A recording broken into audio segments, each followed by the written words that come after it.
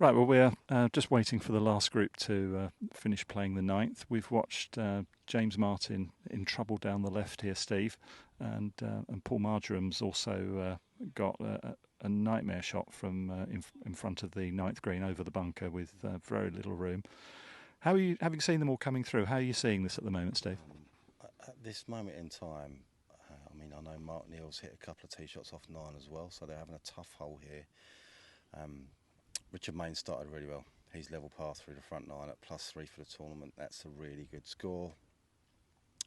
I would say he is absolutely in the box seat at this moment in time. Been playing well for quite a while, Rich.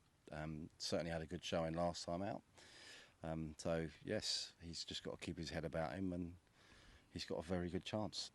Yeah, and we'll catch up with these boys in just a minute, but we just watched James play that difficult shot from off the side slope here and missed the green right. Missed the green right, pitched up. He's pitched up. Looks like he's got about sort of 6 feet or something down there. We haven't got the camera on that at the moment, but he's about sort of 6 feet or so for par. Yeah. So Richard could easily have a couple of shot lead here. We'll find out in a minute. But yep, they're making hard work of this hole, to be fair. Paul Marjorham's about to play his 4th, and he's off the back right edge. So, that's a good 2-putt from there. So he could be making double here. And for these boys, we're looking at the guys that are in contention. The vast majority, I think, with the exception of Dan, none of them have won a club championship before. You've won lots of tournaments, including one on Friday, I believe.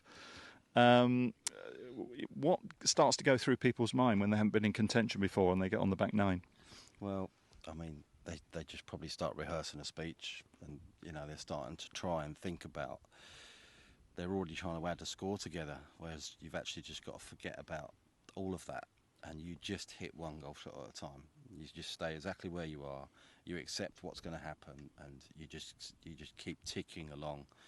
The guys that haven't won before, they'll always tend to start thinking about the future, and it's not here yet. So. And I've heard you talk about this with your British Seniors PGA experience. When does adrenaline and being a bit amped up start to kick in?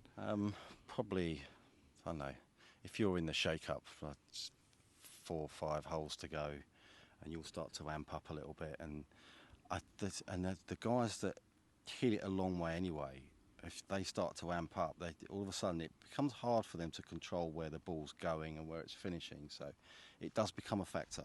Which part of the game does it affect the most? Is it just that? Is it just hitting the ball further, or is it around the green and just general control? It's just general control. It affects all of it because you're carrying more speed, so the ball's coming off harder. With the short stuff, it might be spinning more. You might be shaping it more.